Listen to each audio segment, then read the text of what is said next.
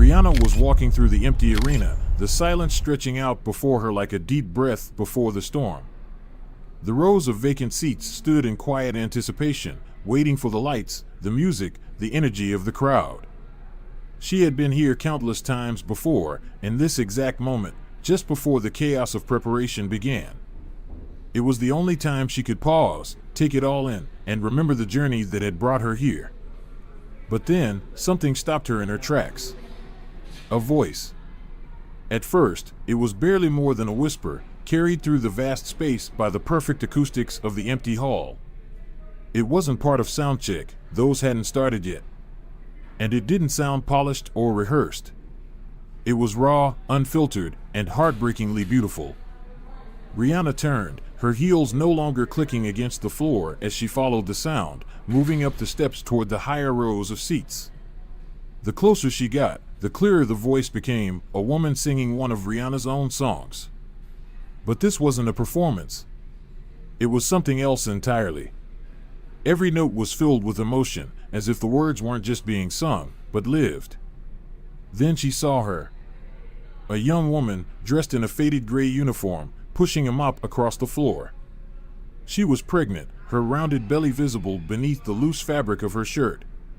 Strands of hair had escaped from her ponytail, sticking to her forehead as she worked.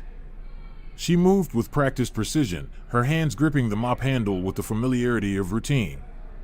But her voice betrayed something deeper. She hadn't noticed Rihanna standing there, listening. She just kept singing, lost in the moment. Rihanna felt a chill run down her spine. She didn't want to interrupt. She wanted to hear every word, every note filled with the kind of emotion that couldn't be faked. Then the woman turned and froze. The mop slipped slightly in her grip, her eyes going wide as if she wasn't sure whether she was dreaming.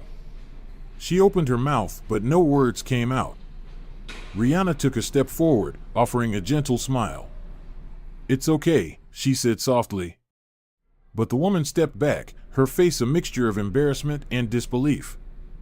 I didn't know anyone was here," she stammered, her voice suddenly small, stripped of the melody that had just filled the room. Rihanna shook her head.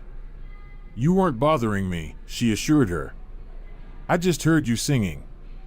You have a beautiful voice." The woman's face flushed, and she gripped the mop tighter. "I was just cleaning," she said quickly, eyes darting toward the bucket of soapy water at her feet. "I didn't mean to." "You weren't bothering me," Rihanna repeated, her voice gentle but firm. "What's your name?" The woman hesitated, as if unsure whether to answer. Then, barely above a whisper, she said, "Karen." Rihanna nodded. "Nice to meet you, Karen." Silence settled between them, the distant hum of the arena lights the only sound. Karen shifted uncomfortably, her gaze dropping to the floor. "You sing like someone who's done it before," Rihanna said, her tone careful, knowing. Karen shook her head quickly, but something in her expression betrayed her. "No, I'm just messing around. It's nothing." But Rihanna knew that wasn't true. She heard it in Karen's voice, the vulnerability, the history, the weight of something unspoken. Rihanna took another step forward and sank into one of the empty seats, nodding toward the row beside her. "Sit down for a second," she said. "You don't have to keep mopping while we talk." Karen hesitated, glancing at the mop, then back at Rihanna. Finally, she set it aside and sat down, 2 seats away, still guarded, still unsure. For the first time, Rihanna really saw the exhaustion in her posture. The slight hunch of her shoulders. The dark circles under her eyes. The way she kept pressing a hand to her lower back, as if trying to ease the constant ache. And in that moment, Rihanna knew this meeting was about to change both of their lives forever. Rihanna's gaze softened as she glanced at Karen's stomach. "How far along are you?" she asked gently. 7 months, Karen replied, her voice barely above a whisper. Rihanna nodded, letting the weight of that answer settle between them. She wanted to ask more, to understand, but something told her not to push, at least, not yet. So she waited. And in that silence, something shifted. Karen hesitated, then, as if a dam had cracked, the words began to spill out. She spoke about growing up with music, how she had once dreamed of singing for a living. About the time she auditioned for a local girl group, only to be turned away because her skin was too dark. About her mother falling ill, and how she had to give up everything to take care of her. About meeting a man who swore he'd stay, only to disappear the moment he learned she was pregnant. Now, here she was. Alone. Pregnant. Working long hours just to survive, to keep herself and her sick mother afloat. Rihanna listened, her heart sinking with every word. She could see it in Karen's eyes, the exhaustion, the pain, the way her voice trembled when she spoke of the doors that had slammed shut in her face. But she also saw something else. Strength. Karen had been knocked down over and over, and yet she was still here. Still standing. Still singing. By the time Karen finished, Rihanna felt a lump in her throat. She wanted to say something comforting, something to make it all better. But instead, she simply reached out, resting a hand over Karen's. "You don't have to do this alone," Rihanna said softly.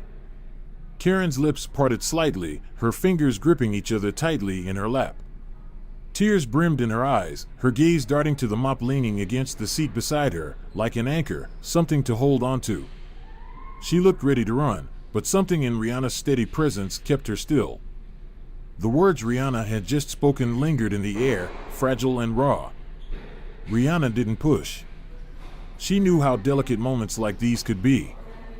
Karen had just cracked open a door to her past, but stepping through it would take courage. So Rihanna waited, giving her space, offering nothing but quiet reassurance. After a long pause, Karen finally spoke again. Her voice was softer now, as though letting out the truth had lifted a weight from her chest, but left her vulnerable. "I wasn't always cleaning floors," she murmured, staring at some distant point in the arena. "I used to sing. Not just around the house or in church. Like, really sing." Rihanna leaned in slightly, her interest piqued. She had sensed it the moment Karen's voice echoed through the empty hall.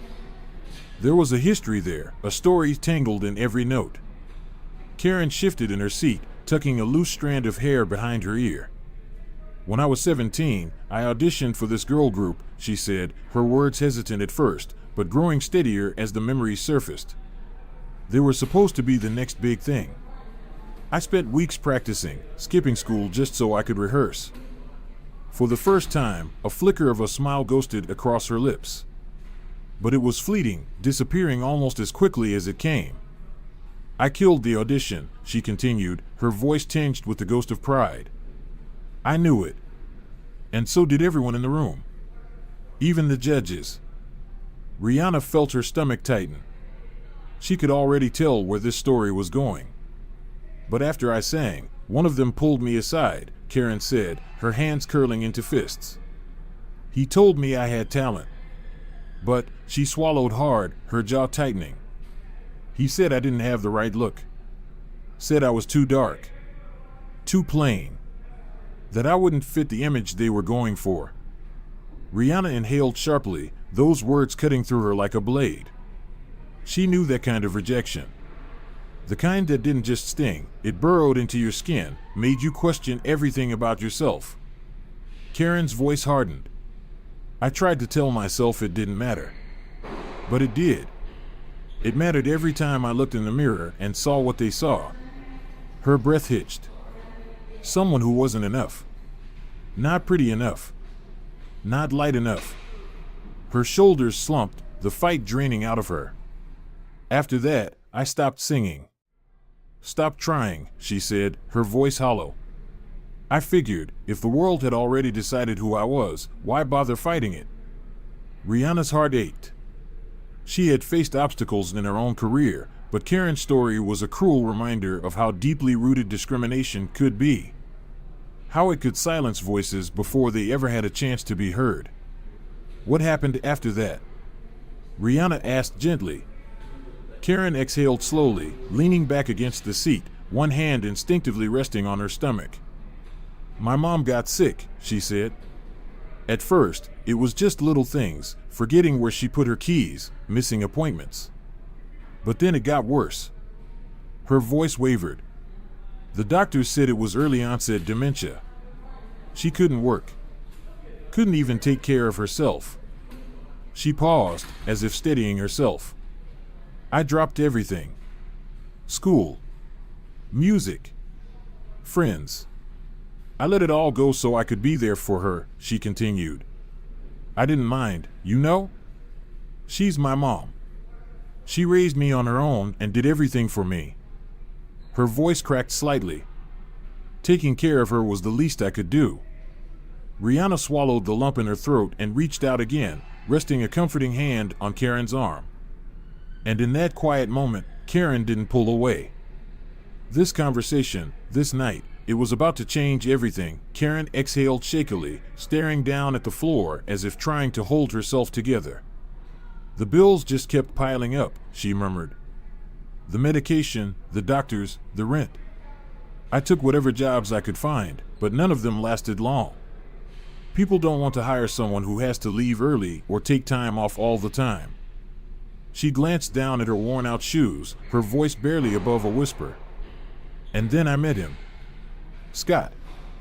Rihanna watched as Karen's face shifted, her eyes clouded with memories, both sweet and bitter. He made me feel like things could be different. Like I wasn't just surviving. We talked about a future, about building a life together. Her lips trembled. A family. Karen swallowed hard, her breath hitching. But when I told him I was pregnant, her voice broke. He said he wasn't ready for a family. Said he couldn't handle it.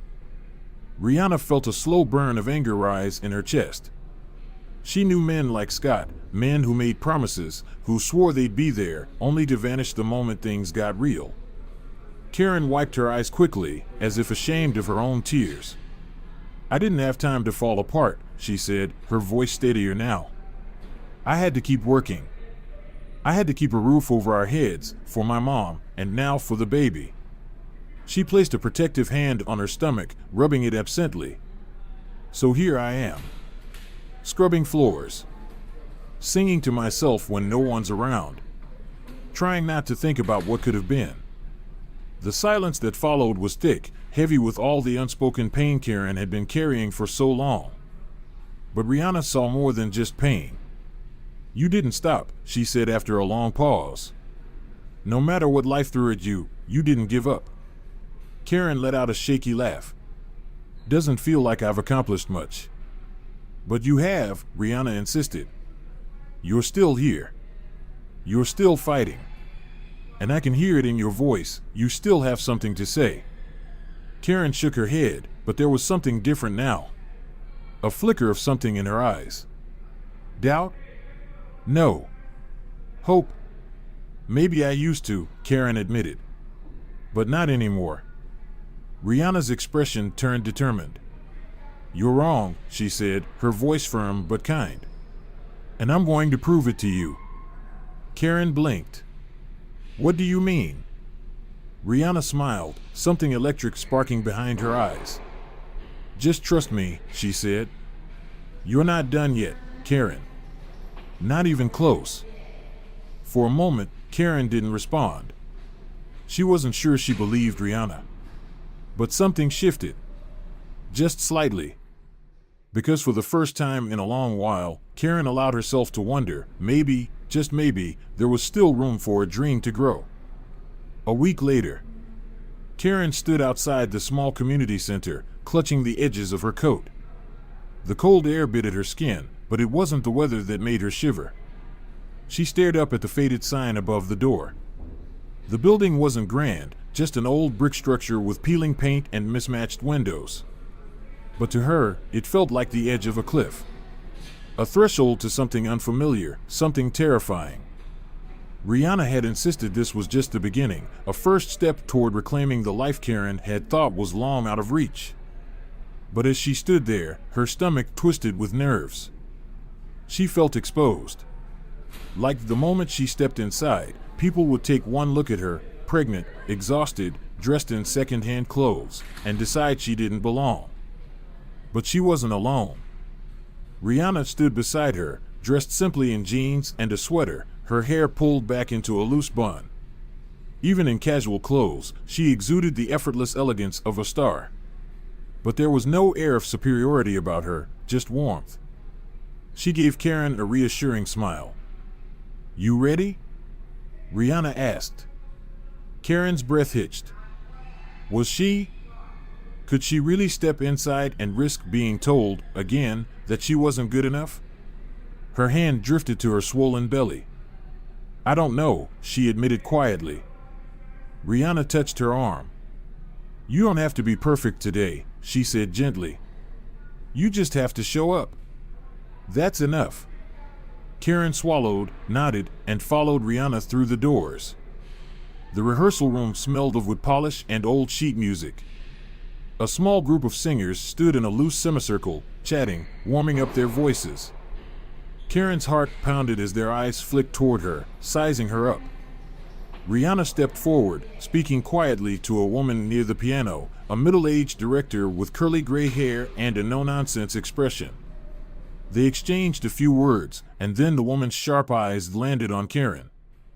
"This is Karen," Rihanna said, her voice steady, unwavering. "She's here to audition."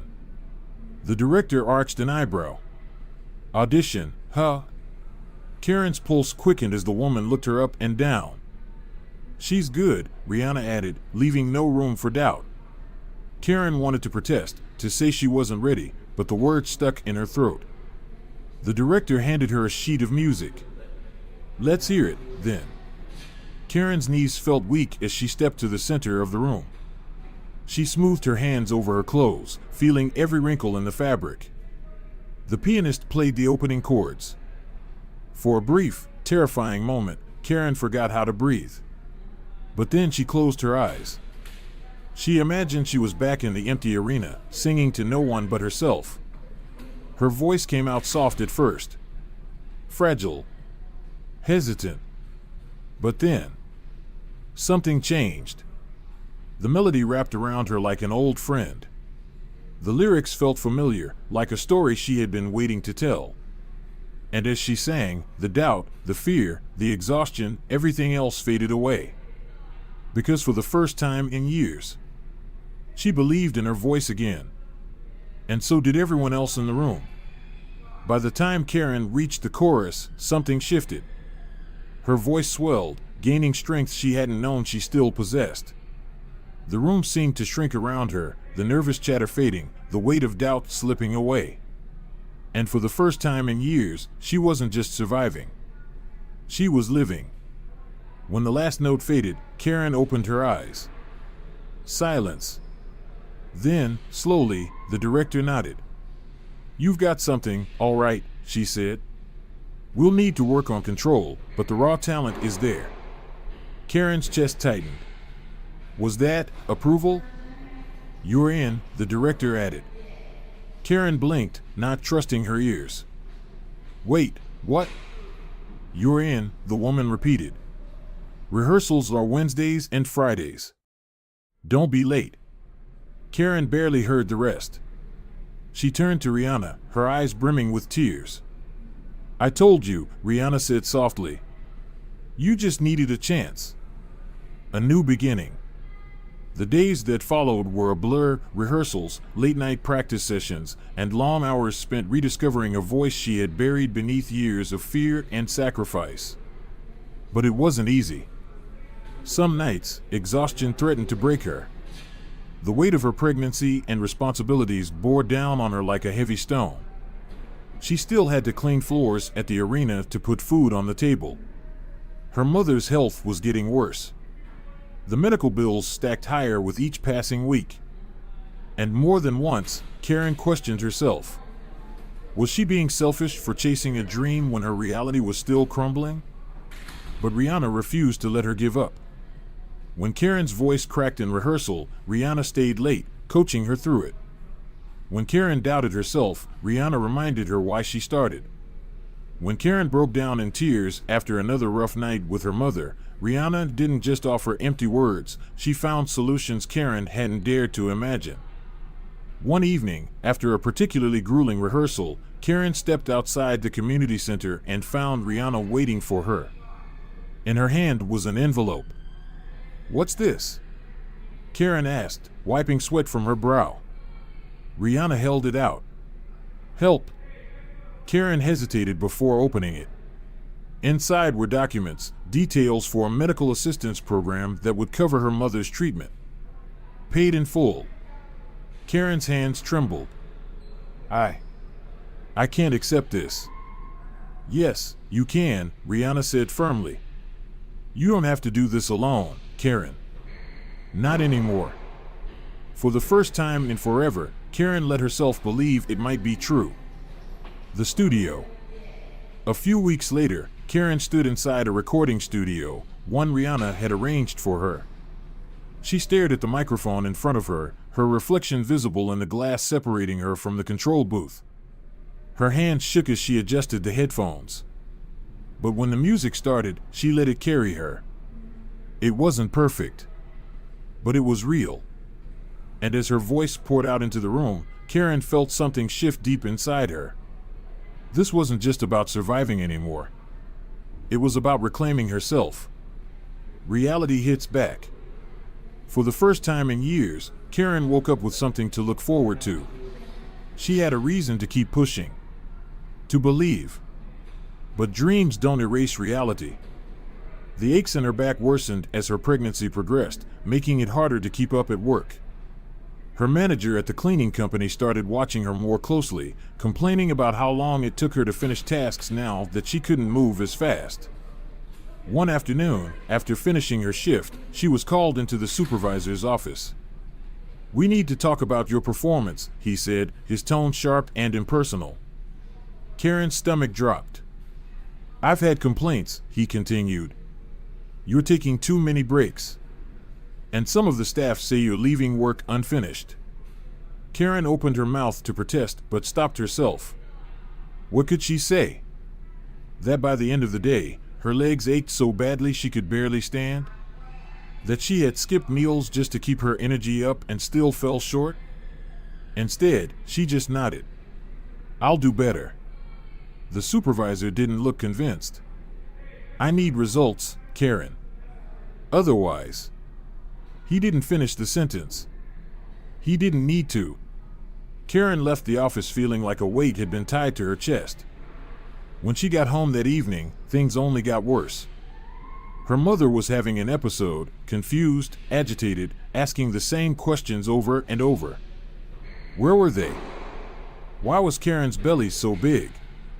Karen answered her again and again until, finally, the tears came. She sat on the edge of the couch, head in her hands, and let herself cry. For the pregnancy she hadn't planned. For the dream she had dared to hope for again.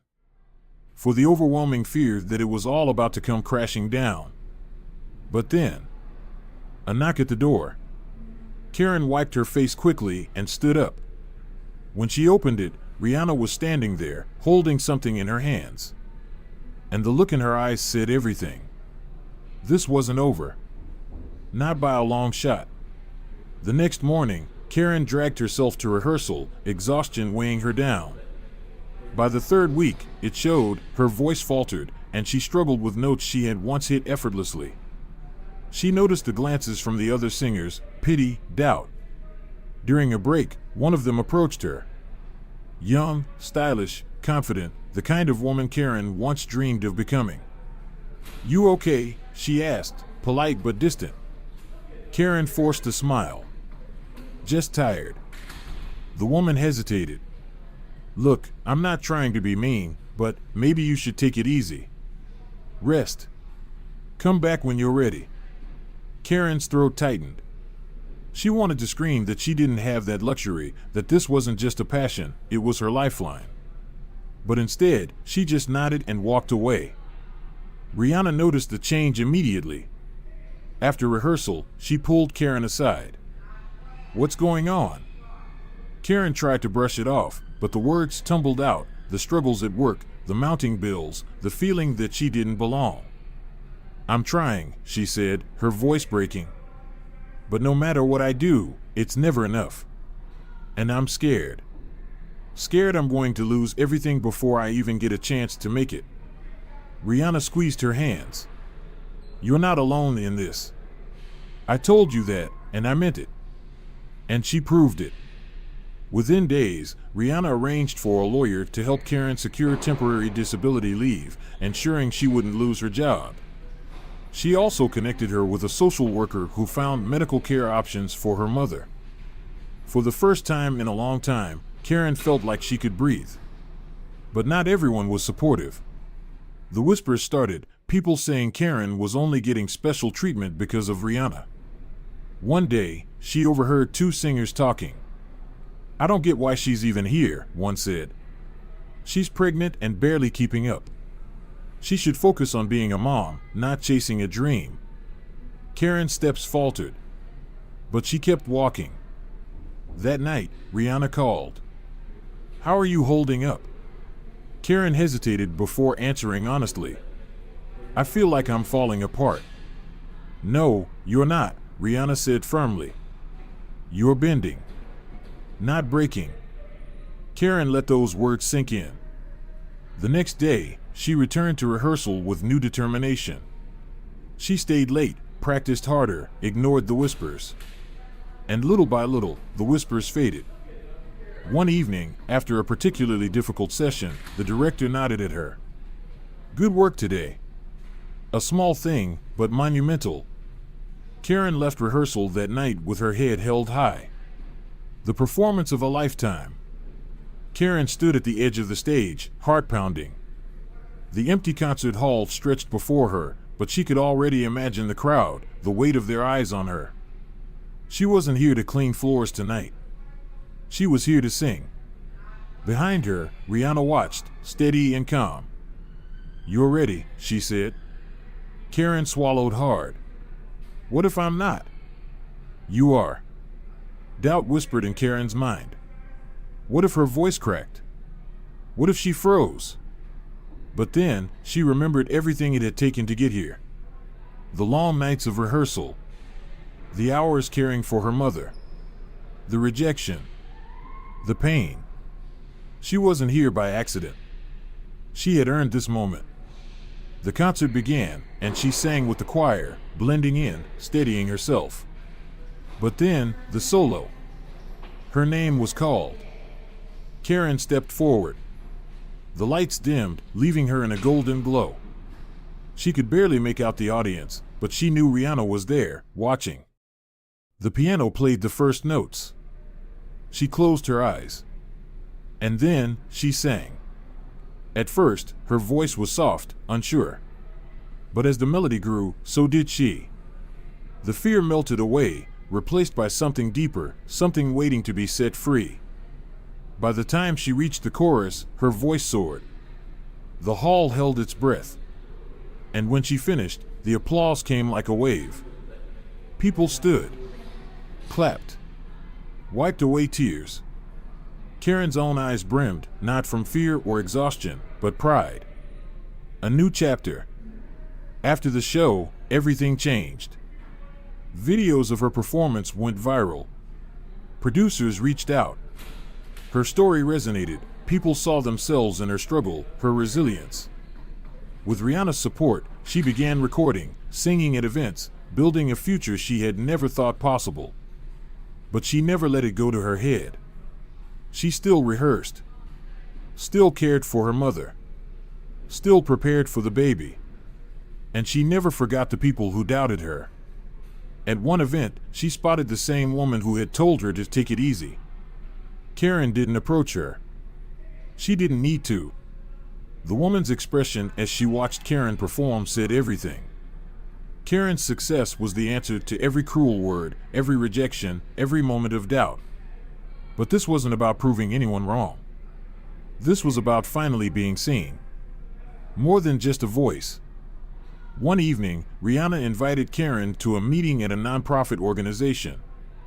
"This is where we start giving back," Rihanna said as they stepped inside. Karen looked around. Posters of smiling mothers and children lined the walls. "What is this place?" "A foundation," Rihanna explained. "For single mothers. Women who face the same struggles you have. Education, child care, career training." Karen turned to her, stunned. "You're doing all this?" Rihanna smiled. We're doing this. Your story, your strength, it's going to change lives. Tears filled Karen's eyes. Are you sure I'm ready for something like this? Rihanna squeezed her hand. You're more than ready. The foundation took off quickly. Karen's story became a symbol of resilience.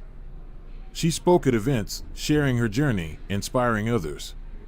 And she kept singing, her music now a reflection of everything she had fought for. With Rihanna's help, she recorded her first album, a collection of songs about struggle, love, and hope. The release was met with critical acclaim. Karen stood on stages she had once only dreamed about. But she never lost sight of what mattered most. Full circle. One evening, after a performance, Karen sat backstage with her newborn daughter in her arms. She traced her tiny fingers, overwhelmed with love. She had fought so hard to bring her into the world.